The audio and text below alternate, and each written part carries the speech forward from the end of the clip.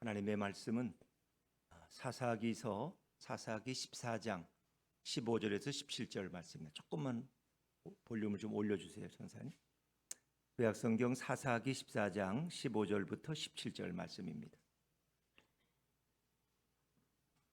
구약성경 386쪽입니다. 사사기 14장 15절부터 17절 말씀을 저와 여러분이 한 절씩 교독하겠습니다.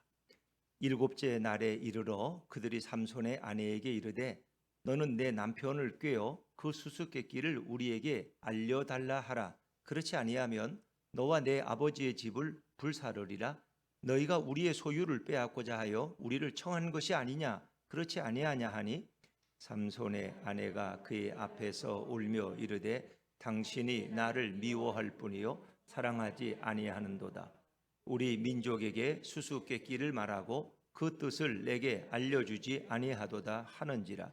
삼손이 그에게 이르되 보라 내가 그것을 나의 부모에게도 알려주지 아니하였거든 어찌 그대에게 알게 하리요 하였으나 같이 읽습니다.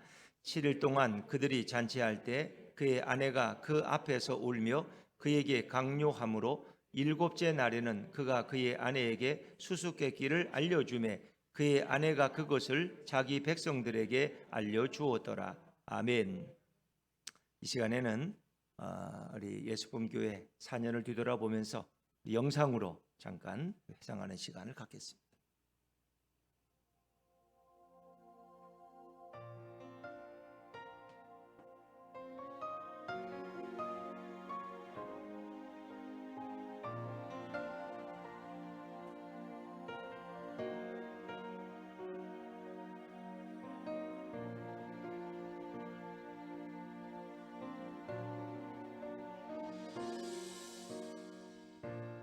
어두운 세상에 한 줄기 빛 말씀이신 그분 육신되어 이곳에 오셨네.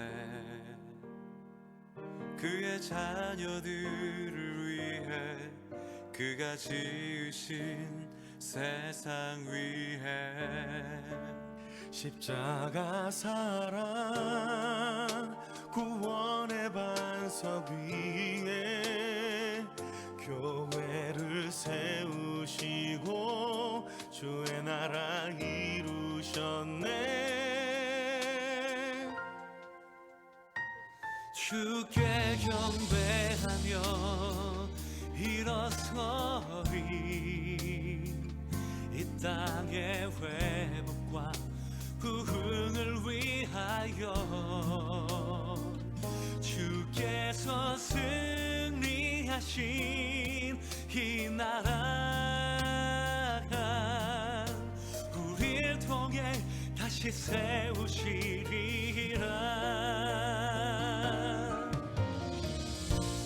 어두운 세상에 한 줄기 빛 말씀이신 그분 육신되어 이곳에 오셨네. 그의 자녀들을 위해 그가 지으신 세상 위에 십자가 사랑 구원의 반석 위에 교회를 세우시고 주의 나라 이루셨네. 주께 경배하며 일어서리. 이 땅의 회복과 부흥을 위하여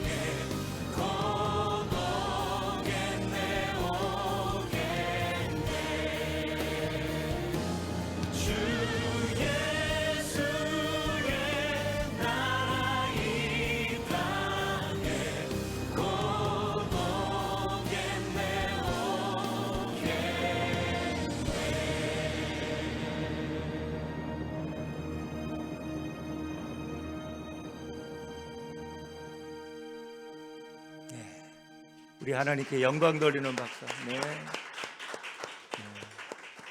네, 너무 아름답고 멋있는 모습. 우리 전도사님이 또 이렇게 편집하느라고 너무 애쓰셨어요. 너무 찬양은 누구 찬양이에요? 앞에는 전사님 찬양인가?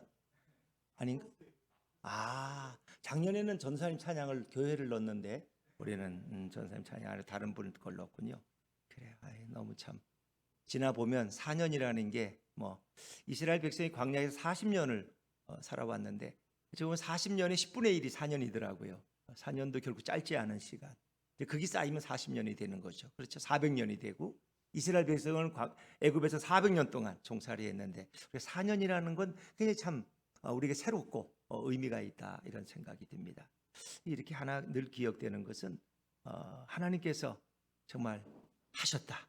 주님이 하셨다. 이런 고백. 이 모든 것을 시작하신 분이 주님이시고 진행하신 분도 우리 주님이시고 이루어 가시는 분도 주님인 줄로 믿습니다. 이것은 예수님이 하셨다.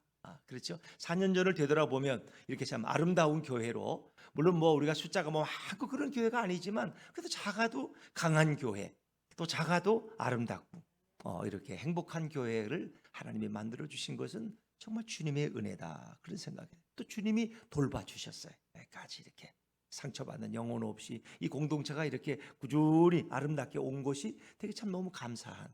다른 이제 경우들 들어보면은 보통 개척해서 잘 되다가 한 3, 4년 되면은 교인이 절반이 그냥 나가는 경우가 너무 많다는 거예요. 절반이 싸우고 나가고 이래서 목사님이 의욕을 잃어버리고 너무 힘들어서 그냥 회복하는 게 굉장히 힘들다. 근데 우리 교회는 뭐 한두 분으로 나간 분들이 있었겠죠. 여러 가지 사정으로 뭐 떠나는 분도 있었고 그러나 그래도 큰 동요 없이 이렇게 여기까지 온 것은 정말 주님의 은혜다. 저는 우리 교회를 돌아보면서 신명기 8장 4절이 생각나더라고요. 이 가나안 땅을 바라보면서 이제 40년 동안 광야에서 주님이 어떻게 일하셨느냐. 이 40년 동안 너희들의 의복이 헤어지지 않았고 너희의 발이 부르트지 않았다. 왜? 주님이 입히시고 주님이 돌봐주셨기 때문에. 광야 40년 동안. 또 너희가 이제 가나안 땅에 들어가서 너희가 짓지 아니한 집에서 살게 되고 너희가 뿌리지 않은 과일, 열매를 먹게 될 것이다. 정말 이것이 주님의 은혜고 주님의 축복이다. 이제 4년 이후에 또 더 아름다운 새해를 바라보면서 또 미래를 바라보면서 함께 손에 손잡고 힘차게 나아가는 우리 예수품 교회가 되어야 할 줄로 믿습니다. 우리 정말 우리 아름다운 예수품 교회를 이루어 나가는 일에 여러분들이 손과 발이 되고 마음이 되고 심정이 되고 눈이 되고 코가 되어서 이 일에 함께 협력할 때 주님이 얼마나 기뻐하실까 이런 생각을 갖습니다. 정말 너무 감사하고 너무 또 고맙습니다. 우리 좌우의 분들에게 한번 이렇게 인사하시죠. 교회는 주님이 축복하십니다. 시작. 교회는 주님이 축복하십니다. 그랬습니다. 세상에 뭐 대학교도 있고 뭐 다 많죠. 국가 정부 총합 청사도 있고 구청도 있고 시청 권사도 있고 많아요. 마을 회관도 있고. 그러나 가장 귀한 것이 뭐냐? 바로 교회라는 거예요. 대학 캠퍼스에 5천 명, 10,000명이 생활하는 대학 캠퍼스가 있어도 지식은 배울지언정 영혼은 구원할 수가 없어요. 그렇잖아요. 정말 영혼을 구원할 수 있는 것은 그것이 아무리 보잘것없고 작아도 지하실의 단골방이라도 그건 교회이기 때문에 주님이 임재해 계시기 때문에 거기서 영혼이 구원받고 사람의 삶이 변화되어지고 천국을 보게 되고 이것은 교회만이 할 수 있는 특권이에요. 정말 복음의 능력이라는 것이 얼마나 위대하냐. 더더욱 우리를 죄악 가운데 구원하신 주님의 사랑이 얼마나 놀라워. 우리가 힘들 때 우리를 부축해 주시고 우리가 눈물 흘릴 때 우리의 눈물을 닦아 주시고 우리가 대신 죽어야 될 사망의 자리에 당신이 대신 그 자리에 들어가심으로써 우리에게 영원한 생명을 주신 주님의 사랑이 얼마나 크고 놀라운가. 우리 그것을 깊이 깨닫는 오늘이 됐으면 좋겠습니다. 그래서 오늘은 눈물을 닦아주시는 예수님 이런 제목으로 함께 말씀을 나누려고 합니다. 남자와 여자가 결혼 정년기에 들어서면 서로의 짝을 찾습니다. 그거는 뭐 인간이나 짐승이나 마찬가지예요. 그리고 그 짝과 함께 이제 결혼을 하고 평생을 함께 살기로 서약하고 결혼식을 올리죠. 정말 뜨겁게 연애하던 시절이 여러분에게도 있죠? 저에게도 있지만 여러분에게도 있죠. 뜨겁게 사랑 안 하고 결혼한 분이 있어요 혹시? 없죠. 정말 내 사랑하는 신랑이나 신부가 없으면 나는 못 살겠다. 아마 그런 심정으로 여러분들이 나는 이거 안 할 결혼을 했다고 이런 분은 없을 거예요. 다 사랑해서. 그래서 그때 여러분이 결혼을 하려고 이제 부모님께 인사시키러 갔는데 부모님이 조금 이렇게 부정적인 얘기를 하고 좀 안 좋은 얘기를 누가 하면은 굉장히 화를 내는 거예요. 왜 내 사랑을 방해하려고 그러냐? 왜 내 결혼을 왜 뺏어가려고 그러냐? 부모님도 내 사랑을 방해할 수 없다. 형님도 내 결혼을 방해할 자격이 없다는 거예요. 그래서 방해하는 사람이 있으면 원수와 적으로 여겨요. 그러나 뭐 대부분은 집을 나가겠다는 말도 하고 이제 부모와 자식의 인연을 끊겠다고도 하고 오히려 부모를 협박하는 그런 연인의 모습을 보게 됩니다. 심지어 자신을 낳아준 부모라 할지라도 연애를 방해하고 결혼을 방해하면 적군쯤으로 여깁니다. 그렇게 우리는 모든 것을 다 쏟아붓고 결혼합니다. 시간이 지나가면 그런데 그 사랑도 서서히 식어간다는 것. 그 사랑도 불이 꺼지듯이 서서히 꺼져간다는 겁니다.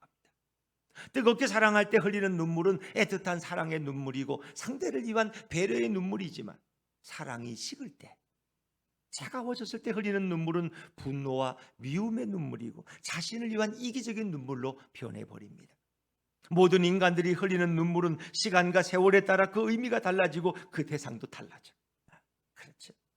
모든 인간들이 흘리는 눈물은 사랑과 거짓의 눈물도 있고 성취와 포기의 눈물도 있고 감격과 아픔의 눈물도 있고 배신과 미움의 눈물도 있습니다. 인간은 매우 다양한 눈물을 상황에 따라서 흘릴 수 있는 그런 존재라는 것입니다. 그래서 인간이 흘리는 눈물은 때로 겉과 속이 다를 수 있어요. 그래서 인생을 살다 보면 눈물을 흘리는 자라고 무조건 믿어주면 안 돼요, 여러분. 우리는 눈물만 흘리면 마음이 약해지거든요. 그리고 그것을 무조건 진실이라고만 또 생각하면 인생의 큰 낭패를 보는 경우가 있어요. 동역자가 뭐 같이 사업하는 분이 한 번만 나를 좀 붙들어 달라고 눈물로 호소하니까 친구인데 그래서 받아줬더니 그게 아니야. 사업을 하다 보니까 친구가 딴 생각을 가지고 온 거야. 처음부터 접근하기를. 이런 경우도 너무 많아요. 그래서 눈물이라고 다 믿을 수는 없어. 정말 예수님의 사랑을 모르는 사람의 눈물은 때로 거짓의 눈물일 수도 있고 사기의 눈물일 수도 있다는 것입니다. 인생을 살 때 상대방이 흘리는 눈물의 의도와 목적을 모르는 것은 사기당하고 배신당하기 매우 쉽다는 것. 인생을 살다 보면 애절한 눈물도 핵폭탄처럼 누군가를 쓰러뜨릴 수 있고 누군가의 가정을 파괴할 수 있는 매우 위험한 살상무기가 될 수 있다는 것을 우리는 살아가면서 조금씩 깨닫게 됩니다. 자, 오늘 본문의 말씀으로 다시 돌아가 봅니다. 삼손은 수수께끼 내기를 블레셋 청년 30명과 했습니다. 그리고 그 기한이 있어요. 무작정이 아니라 일주일 동안에 그 답을 이야기해야 돼요. 수수께끼는 반드시 7일 안에 풀어야 돼요. 블레셋 청년 30명은 아무리 애쓰고 아무리 고민을 하고 궁리를 다해봐도 자신들이 풀 수 없는 불가능한 수수께끼라는 것을 깨닫게 돼요.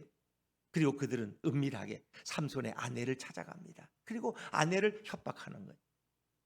만약 수수께끼에서 블레셋 청년들이 지는 일이 생긴다면 너의 집과 너의 아버지의 집 모두를 다 불사르고 죽이겠다는 엄청난 협박을 그들이 퍼붓게 됩니다. 삼손의 아내는 그들의 협박을 받고 차라리 수수께끼에 우리 삼손이 져서 빚더미 위에 앉더라도 자신과 아비의 집이 불타지 않고 죽임을 당하지 않는 살 길을 이 여인은 찾게 됩니다. 이 여인의 좁은 심정이죠.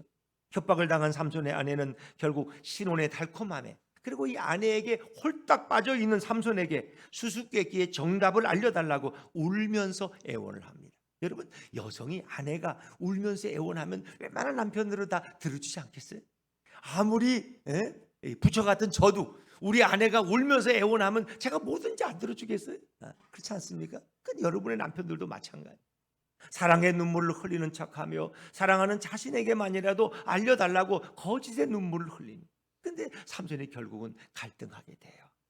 그리고 결국은 거기에 허락을 하게 되죠. 자신의 친부모님에게도 알려주지 않았던 정답을 결국 말해줄 수 없다고 처음에는 아주 냉정하게 거절해요. 그런데 이렇게 할수록 삼손의 아내는 거짓의 눈물을 흘리면서 알려달라고 간청을 하고 또 강요하는데 잠을 안 재우는 거예요. 그리고 그냥 삼손의 마음을 힘들게 만들어. 삼손은 절대로 말하면 안 되지만 삼손은 말하면 위험해요. 모두가 위험해. 그런데 결국 삼손은 모든 위험을 감수하고 그 수수께끼의 정답을 결국 아내에게 말해주고 맙니다. 뭐 그 다음은 설명이 필요 없죠, 여러분. 아내는 그 수수께끼의 정답을 아는 순간 쪼르르 어디 자기 민족 블레셋 사람들에게 달려가서 그 정답을 말해줍니다. 삼손은 수수께끼의 답을 알려주는 것이 매우 위험하다는 것을 알았어요. 사실은 알고 있었어요. 삼손은 자신의 아내에게 말하지 않으려고 처음부터 마음을 굳게 결심하고 또 결심했어요. 그런데 왜 자신의 아내가 블레셋 여인임에도 불구하고 그에게 생각 없이 알려주었을까? 삼손은 머리가 나빠서 그런가?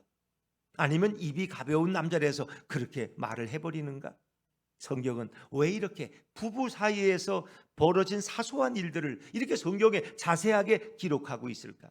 성경이 이 부분을 기록한 진정한 의도가 무엇일까? 우리는 거기에 우리의 초점을 맞추면 좋겠습니다. 사랑하는 여러분, 하나님께서 천지를 창조하시고 인간의 마음속에 사랑하는 감정을 담아주셨어요. 그래서 인간은 사랑하기를 좋아했어요.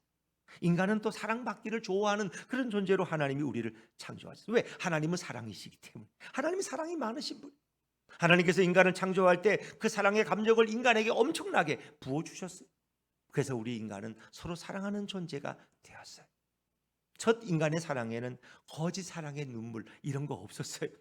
첫 인간의 사랑은 너무나 순수하고 깨끗했어요. 첫 인간의 사랑은 서로를 배신하고 배신을 당해서 슬퍼하는 그런 눈물이 없었어요.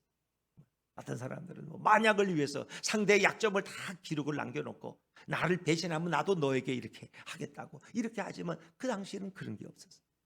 하나님이 창조한 처음 인간들은 죽음도 없고 질병도 없고 슬픔의 눈물도 없도록 하나님이 정말 완벽한 존재로 아주 명품으로 인간을 창조해 놓으셨어요.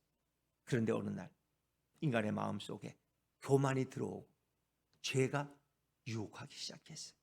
인간의 마음속에 하나님을 사랑하기보다는 자신을 더 사랑하고 싶은 마음이 불일듯 일어나게 되었어요. 그리고 하나님의 뜻과 계명을 거부하고 하나님보다 자신을 더 사랑하는 이런 죄악이 자신도 모르게 내 마음에 스며들어오게 됐어요. 인간의 죄는 하나님보다 자신을 더 사랑한 죄예요. 이 인간이 아담이 지은 죄가 큰 죄가 아니에요. 하나님보다 자신을 더 사랑하면은 결국 그 죄가 밀려들어오는 거예요. 이 죄악이 몰려오고 난 후에 인간의 마음속에 하나님이 서서히 사라지기 시작했어요. 타락한 인간들은 자신들을 위해서 서로를 속이고 서로 거짓의 눈물을 흘리며 서로 배신을 밥 먹듯이 하는 타락한 존재가 되었습니다. 이제 인간들은 하나님을 더 이상 사랑하지 않게 되었어요. 하나님 사랑한다는 건 다 거짓말이에요. 인간의 내면에 순수한 사랑은 없어지고 자신이 살기 위해서라면 남을 죽이는 것쯤은 문제가 안 돼요. 그래서 거짓된 사랑으로 사람을 유혹하고 함정을 파고 이런 존재로 인간은 변질돼 버렸어요. 자신의 이익을 위해서 상대를 속이고자 얼마든지 거짓된 눈물로 상대를 무너뜨리고 상대를 죽이는 자가 돼요. 그렇게 좋아서 결혼했는데 남편의 음식에 조금씩 독을 탄다든가, 그래서 그 많은 유산을 자기가 빼앗으려고 한다든가, 사망보험금을 얻으려고 한다든가, 어떻게 그게 가능하겠어요? 사랑한다면 그럴 수 없는 거예요. 그럼 필요에 의해서, 목적을 위해서 결혼을 한 거야 단지. 그리고는 때가 되면 남편을 배신하고 버리는 거예요. 이것이 타락한 인간의 모습, 이것이 바로 타락한 인간들의 거짓된 사랑의 눈물이에요. 때때로 눈물로 배우자를 속이고, 때때로 눈물로 자신의 부모를 속이고, 때때로 눈물로 자신을 아끼는 자를 속이고, 거짓 눈물로 상대의 것을 빼앗고 상대에게 불륜을 저지르고 상대를 죽이는 자가 바로 타락한 인간의 모습이에요. 결국 하나님 앞에서 흘리는 눈물도 진실된 눈물이 아니야. 자기 목적을 얻기 위한, 하나님을 이용해 먹는 그런 눈물일 수도 있다는 것입니다. 여러분, 삼손은 자신의 아내에게도 수수께끼 비밀을 알려주고 싶지 않았어요. 자신의 친부모에게도 알려주지 않았던 매우 중요한 비밀이에요. 근데 삼손의 아내는 삼손의 품에 안겨서 거짓의 눈물로 삼손의 마음을 아프게 했고 삼손을 힘들게 했어요. 거짓의 눈물로 삼손에게 답변을 강요했어요. 여러분, 거절했던 삼손은 끝내 아내에게 알려주고 말아요. 블레셋 아내에게 정답을 가르쳐 주는 것이 얼마나 위험한지 너무나 잘 알면서도 아내를 사랑하기 때문에 삼손은 알려주었어요. 오늘 본문은 무엇을 의미합니까? 왜 성경은 이런 부분을 기록하고 있습니까? 아니, 한 가정의 부부에 대한 이야기가 왜 성경에 굳이 기록될 필요가 있습니까? 오늘 이 본문은 바로 누구에 대한 본문이에요? 누구에 대한 본문? 예수님에 대한 본문. 왜 여러분들은 용기가 없어? 다시 물어볼게요. 누구에 대한 본문이에요? 예수님에 대한, 제가 물으면 무조건 예수님이라 그러면 99%는 맞는다 그랬잖아요. 여러분, 아직도 저를 신뢰하지 않는 거예요. 여러분들, 제가 물으면 그냥 예수님 하면 그게 대부분 다 정답이야. 99%는. 이 본문은 예수님에 관한 본문, 구약의단 앞으로 오실 예수님에 관한 내용을 담고 있는 게 구약 성경이에요. 삼손은 모든 위험을 알면서도 아내의 눈물을 닦아주기 위해서 모든 것을 알려주었어요. 예수님은 죽어가는 인간들을 살리고자 타락한 인간의 눈물을 닦아주신 분이 바로 우리 주님이세요. 인간들은 하나님을 사랑하지 않고 하나님의 뜻과 계명을 배신하고 하나님을 떠났기 때문에 인간은 자신의 죄로 인하여 죽어야만 했습니다. 이 죽음의 수수께끼를 풀지 못하고 날마다 죽어가는 존재가 바로 울면서 살아가는 불쌍한 인간입니다. 인간들이 자신의 죽음을 두려워하고 자신의 죽음으로 인하여 눈물로 탄식하고 울고 있을 때 예수님께서 그 죄인의 눈물을 절대로 닦아주면 안 되는 겁니다. 사실은. 왜? 눈물을 닦아주는 순간 그 모든 책임을 예수님이 대신 져야 돼. 예수님께서 죄인의 눈물을 닦아주면 그 자신이 대신 죽어야 하고 그 자신이 대신 울어야 합니다. 삼손이 사랑하는 아내의 눈물을 닦아주기 위해서 그 아내가 같은 블레셋 민족에게 알려줄 수 있다는 위험을 감수하면서도 사랑하는 신혼의 아내에게 강요를 이기지 못하고 알려주고 말죠. 이 본문은 바로 이 땅에 오신 예수님께서 이 땅에 죽어가는 사랑하는 자들의 눈물을 닦아주기 위해서 자신이 대신 죽어서라도 죽음의 죄악에 직면한 인간의 눈물과 탄식을 외면하지 않으시고 자신이 대신 죽더라도 그 타락한 인간들의 눈물을 닦아줄 것이라는 예언적 사건, 예표적 사건을 우리에게 보여주고 있는 성경이에요. 예수님이 어떻게 될지 몰라서 타락한 인간들의 눈물을 닦아주는 게 아니에요. 예수님은 그 결과가 어떤 결과가 올지 다 아셨어요. 예수님은 자신의 생명으로 모든 것을 갚아야 한다는 그 사실을 알면서도 대신 죽어서라도 인간들이 흘리는 죽음의 눈물을 닦아준 분이 예수님. 지원아, 우리의 눈물을 닦아준 분이 누구라고? 예수님. 그렇지. 지원이는 머리를 숙이고 있어도 다 듣고 있어. 지금 참 놀라워요. 예수님이 이 땅에 오신 것은 자신의 명예와 영광을 위해서 이 땅에 오신 게 아니에요. 예수님이 이 땅에 오기 전에 하늘에서는 예수님 어떤 분이었어요? 전능하신 아버지, 전능하신 하나님, 영존하시는 아버지, 평강의 왕이라고 불렸던 분이 바로 우리 예수님이. 근데 예수님이 이 모든 영광을 다 버리고 이 땅에 오신 것은 타락한 인간들이 흘리는 죽음에 대한 공포, 죽음에 대한 무서움에 대한 눈물을 닦아주기 위해서 예수님이 오신 거예요. 인간들이 흘리는 죽음의 수수께끼를 해결할 수 있는 분은 오직 예수님밖에 없는 줄로 믿으시기를 바랍니다. 예수님 외에는 우리의 두려움과 공포를 제거해 줄 분이 없어요.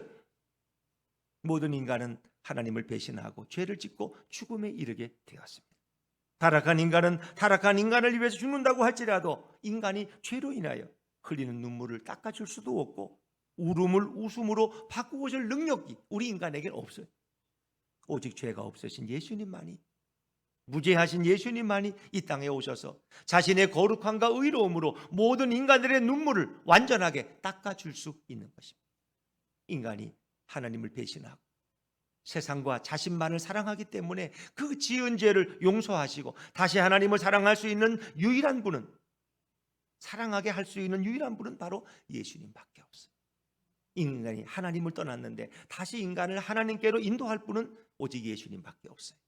그래서 그분만이 우리의 죄를 사할 권세를 가지고 있다는. 자, 마가복음 2장 10절 말씀 우리 자막에서 한번 읽어볼까요? 같이 읽죠. 시작. 그러나 인자가 땅에서 죄를 사하는 권세가 있는 줄을 너희로 알게 하려 하노라 하시고. 아멘. 그렇습니다. 예수님은 중풍병자를 앞에 놓고 인자가 땅에서 죄를 사하는 권세가 있는 줄을 너희로 알게 하려 하겠다. 죄를 사하는 권세는 오직 인자이신 메시아 예수님밖에 없다는 거예요. 예수님이 갖고 있는 그 놀라운 신성은 타락한 인간들의 죄악을 용서해 줄 수 있는 권세를 갖고 계셨어요. 모두 타락한 죄악을 한순간 다 용서해 줄 수 있는 신적 권세가 있는 분이 바로 우리 예수님이에요. 그렇기 때문에 예수님은 타락한 인간들의 눈물을 모두 닦아줄 수 있는 겁니다. 우리의 눈물은 다 죄로 인한 눈물이야. 죄의 결과고 죄의 고통이야. 근데 그 눈물을 닦아줄 수 있는 분은 우리의 죄를 사하실 수 있는 분이라.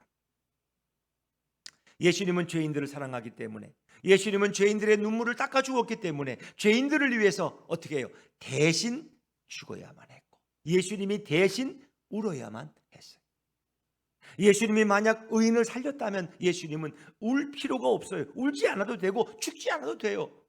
의인을 위해서 예수님이 이렇게 하면은 아무 대가가 없어. 그러나 예수님은 의인이 아니라 이 땅에서 죄를 짓고 죽어야 할 죄인을 살렸기 때문에 예수님은 먼저 사람들에게 버림받고 버림을 당하기 전에 하나님에게 저주를 먼저 받으셔야만 했어요.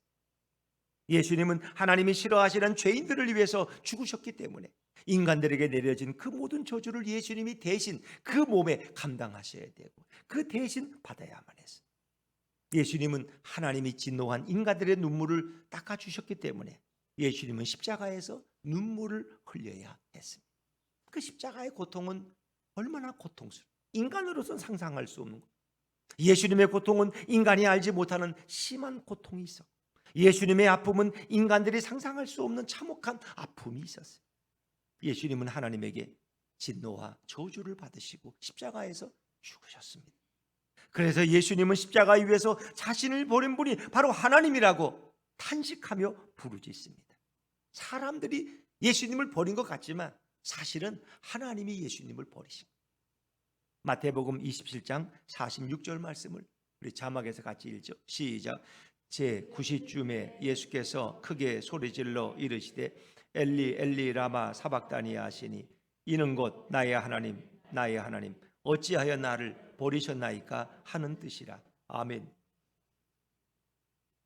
하나님 앞에 어찌하여 나를 버리시냐고 하나님께 부르신. 예수님은 사람들이 자신을 버렸다고 말씀하지 않습니다. 하나님이 자신을 버렸다고 분명히 언급하고 계십니다. 예수님은 십자가 위에서 타락한 인간들을 대신해서 하나님의 진노를 받았기 때문에 하나님에게 버림을 당하고 죽임을 당하신 것입니다. 여러분, 예수님은 요한복음 11장에 사랑하는 나사로가 죽었다는 소식을 듣고 죽은 나사로를 찾아가십니다. 근데 예수님은 그 소식을 듣고도 혜진아 바로 출발했어요? 조금 있다가 출발했어요? 조금 있다가. 혜진이 너무 잘하네. 조금 있다가 출발했어요. 바로 갔으면 어떨지 모르는데 예수님은 조금 더 지체하셨어. 이제 그게 그 마르다와 마리아의 이제 갈등이고 이제 핑계, 불평이에요. 자, 가보니까 마르다와 마리아는 자신의 오라버니 나사로의 죽음으로 인해서 심히 슬퍼하며 통곡을 하고 있어요. 주님이 여기 계셨더라면, 좀 일찍 오셨더라면 우리 오빠 나사로가 안 죽었을 때 될 텐데 하면서 통곡. 이들이 예수님을 만났을 때 마르다는 예수님의 발 밑에서 울었고 마리아는 집에서 울었어요. 자, 요한복음 11장 33절 말씀 우리 자막에서도 읽어볼까요? 시작. 예수께서 그가 우는 것과 또 함께 온 유대인들이 우는 것을 보시고 심령에 비통히 여기시고 불쌍히 여기사.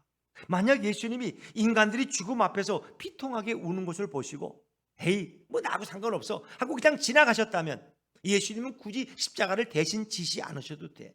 고통스럽게 십자가에서 죽지 않으셔도 돼요.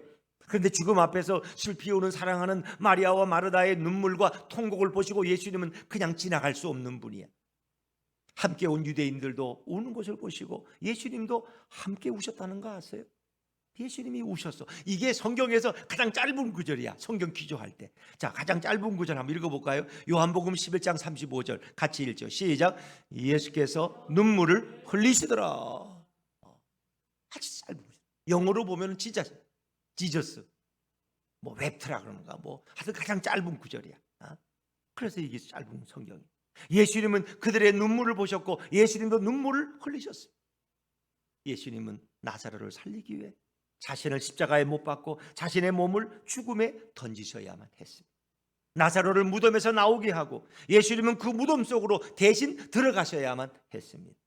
나사로가 무덤에서 나오면 그 나사로의 모든 죄악을 짊어지고 예수님이 대신 무덤으로 들어가셔야만 했습니다.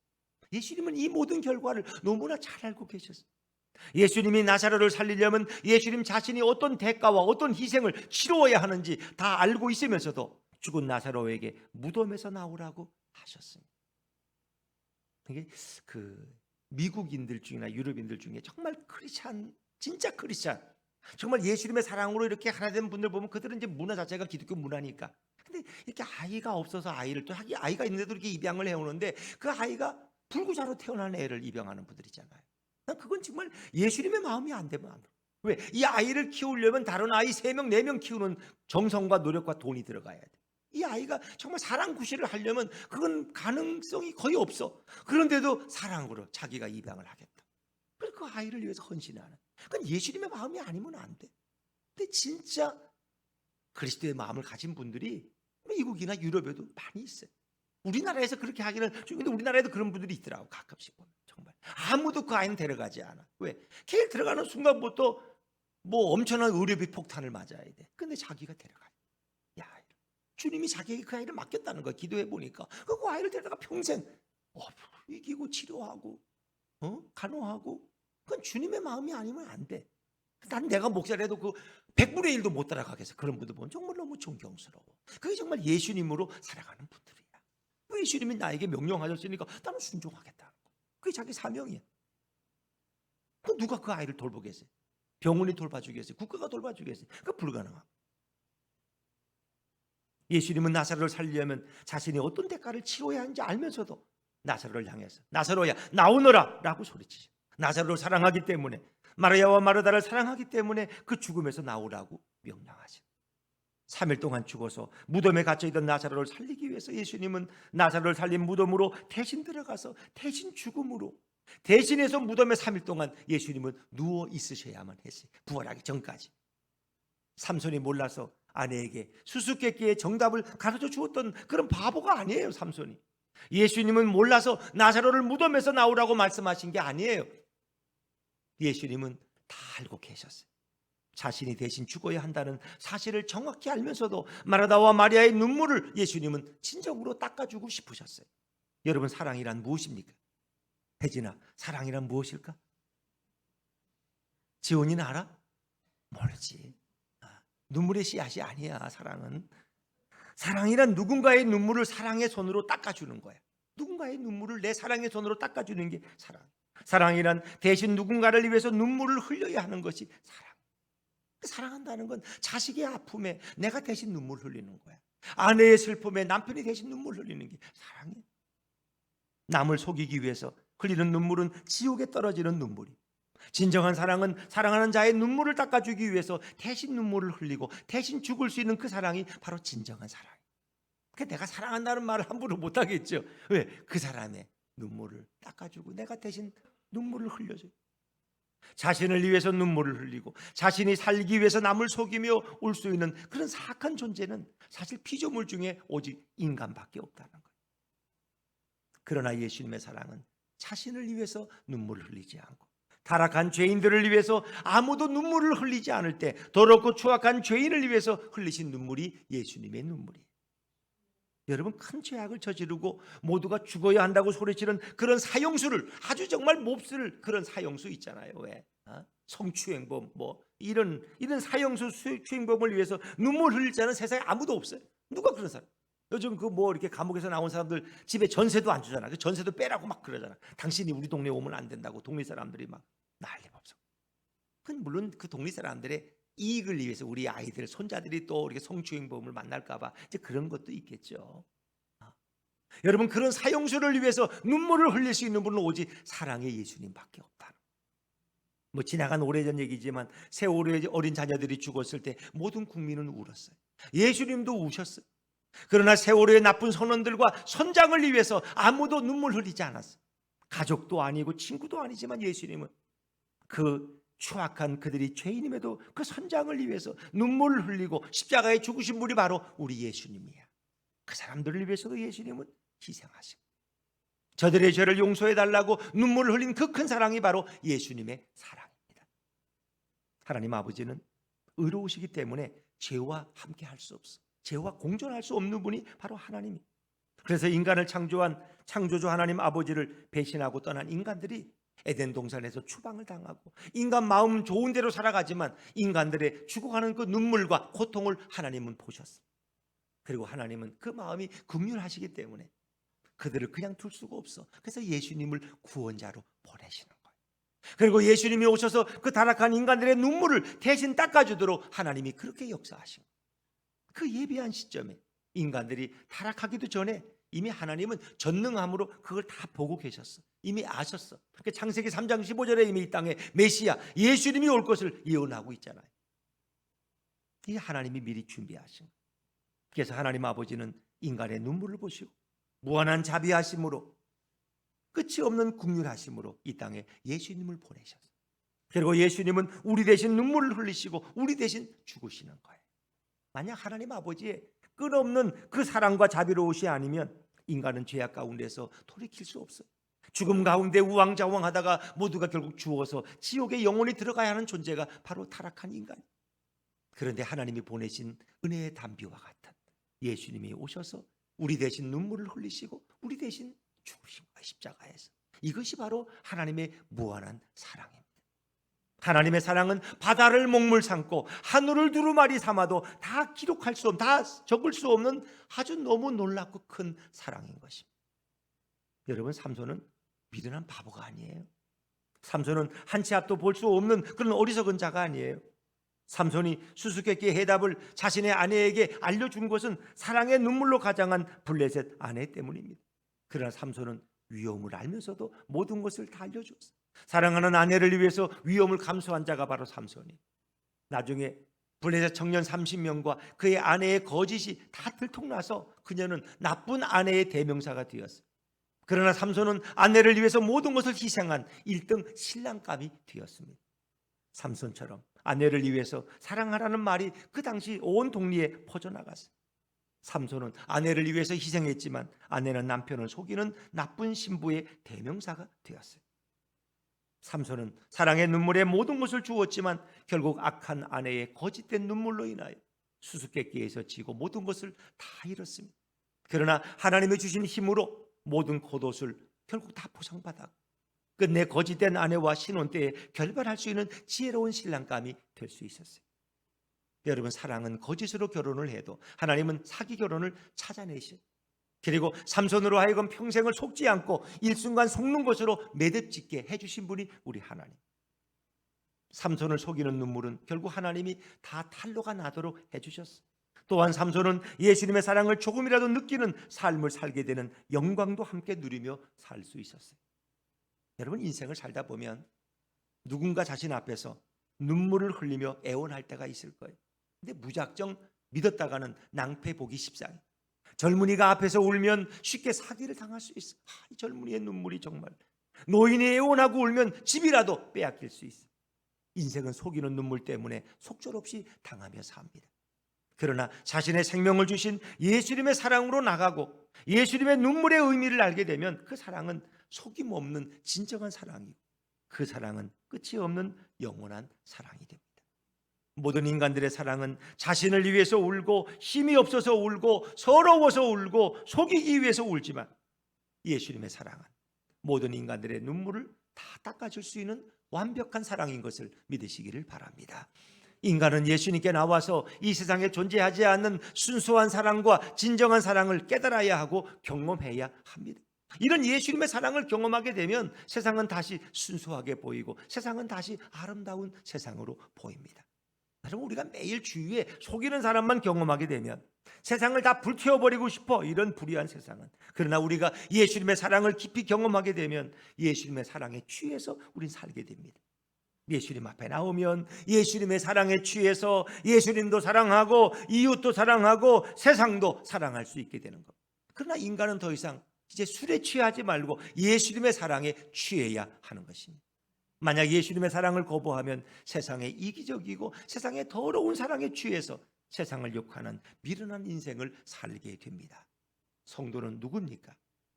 여러분, 성도라고 할지라도 아무리 내가 교회를 오래 출석했다고 할지라도 예수님의 사랑을 모르면 비록 그가 목사가 되어도 남을 속이는 거짓의 눈물을 흘릴 수 있습니다. 또한 예수님의 사랑을 모르면 교회의 중직자라고 할지라도 남을 속이는 눈물을 얼마든지 흘릴 수 있어요. 그러나 예수님의 사랑을 깊이 경험하게 되면 성도의 눈물을 예수님이 친히 닦아주십니다. 그리고 예수님이 성도의 눈물의 근원을 찾아가서 그 고통과 아픔의 근원을 다 막을 수 있는 큰 사랑으로 예수님이 해결해 주십니다. 성도는 때로 좀 못생겨도 괜찮아. 믿고 뚱뚱해도 뼈만 남도록 야유어도 미련하고 어리석어도 예수님의 눈에는 성도가 어떻게 보일까? 아름다운 사랑의 신부로 보이는 거예요. 사랑. 그러기에 우리의 신랑 되신 예수님께서 눈물을 흘릴 정도로 사랑하고 또 사랑하는 존재가 바로 성도인 것입니다. 성도가 잘나고 성도가 예뻐서 예수님의 사랑받는 신부가 된 게 아니에요. 그래서 우리가 오늘 창립주일이지만 교회 창립주일, 교회의 머리는 누구예요? 예수님이요. 그러면 그리스도의 몸은 누구야? 그 성도야, 성도. 그리스도의 몸이 성도예요. 그래서 예수님은 우리의 신랑이시고 우리는 그분의 신부예요. 그리고 신부들은 신랑 대신 예수님이 다시 오실 때를 우리는 지금 기다리고 있는 거야. 깨어서 기도하면서 인내하면서 봉사하면서 예배드리면서 그분의 재림을 기다리고 있는 거야. 우리가 예수님의 신부가 된 것은 예수님의 사랑 때문에, 예수님이 우리 대신 눈물을 흘리셨고 예수님이 우리 대신 죽은 성도이기 때문에 예수님은 신랑으로서 자신의 신부를 끔찍히 사랑하십니다. 성도가 깊이 잠을 자고 있을 때 예수님은 그 성도의 모습을 밤새도록 쉬지 않고 사랑스럽게 바라보시는 분이 우리 예수님이에요.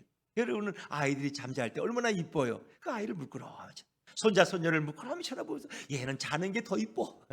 예수님이 우리를 바라보시는 거야. 신부인 우리를 바라보면서 얼마나 신랑 되신 주님은 가슴이 설레시고 너무너무 즐거워하시는. 성도란 나사로처럼 죽음의 무덤에서 나오고 예수님이 대신 죽음의 무덤에 들어가서 죽은 자가 바로 성도예요. 성도는 오늘날의 나사로입니다. 성도는 오늘날의 마리아와 마르다와 같습니다. 예수님이 사랑한 모든 자는 나사로처럼 살아나게 됩니다.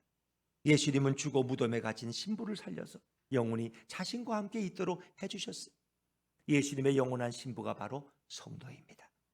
이제 우리는 교회를 얼마만큼 다녔다고 자랑할 필요가 없어요. 이제 우리는 교회에서 내 직분이 뭐라고 자랑할 필요가 없어요. 이제 우리는 교회에서 이루고자 하는 것이 어떤 높은 직분이 되는 거, 그런 게 우리의 목적이 돼서도 안 돼. 이제 우리가 꼭 이루어야 할 것이 있다면 예수님이 나 자신을 위해서 흘리신 그 사랑의 눈물을 보아야 하고 그 사랑의 눈물을 깨달아야 하고 그 사랑의 눈물을 느끼고 우리가 경험하는 것입니다. 예수님이 흘리신 그 사랑의 눈물을 보고 알고 체험하고 그리고 교회를 다니는 것과 예수님이 흘리신 그 눈물의 의미를, 그 사랑의 눈물을 보지 못하고 알지도 못하고 그냥 습관적으로 교회 다니는 것과는 그 깊이와 수준이 똑같을 수가 없어. 너무나 차이가 나요. 절대로 다르고 완전히 달라요.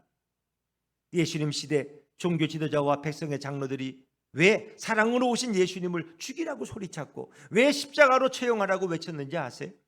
바로 예수님이 흘리신 그 사랑의 눈물을 그들은 보지 못했고 그 눈물의 의미를 깨닫지 못했기 때문에 그들은 성경을 얼마나 좋아하는지 성경을 머리에 감고 성경을 팔에 감고 날마다 성경을 읽으면서도 예수님을 죽이라고 외쳤던 자들이 바로 바리새인들이에요. 교회 나오는 게 자랑이 아니에요, 여러분. 교회 나와서 예수님이 흘리신 그 사랑의 눈물과 나사로를 살리고 대신 무덤에 들어가신 그 예수님을 보고 깨닫고 경험하는 것이 가장 중요한 것입니다. 교회 나오는 것도 중요하고 교회에 출석하는 것도 훌륭하지만 여기서 멈추면 결국 남을 비방하고 남을 속이는 거짓 사랑으로 남은 인생을 여러분은 살아가게 됩니다. 교회 나와서 예수님의 사랑을 배우고 예수님의 사랑을 이해하고 예수님의 사랑을 경험해야 할 줄로 믿습니다. 교회 다니면서 예수님의 사랑도 모르고 날마다 예수님 앞에 예수님을 이용해 먹는 거야. 날마다 집 달라고 쪼르고 돈 달라고 쪼르고 건강 달라고만 그렇게 기도하니까 그런 사람들이 뭐만 준다면 쉽게 이단으로 넘어가고 자진해서 이단으로 넘어가는 가슴 아픈 현상들이 우리 주위에서 너무나 많이 일어나고 있어요. 이제 예수님의 사랑을 알기 원하는 자가 교회에서 가장 존귀한 자, 교회에서 예수님의 신부로서 가장 축복을 받게 됩니다.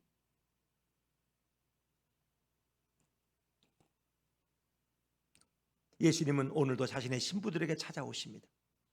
그리고 그 사랑스러운 신부들의 아픔과 고통의 눈물을 다 닦아주십니다.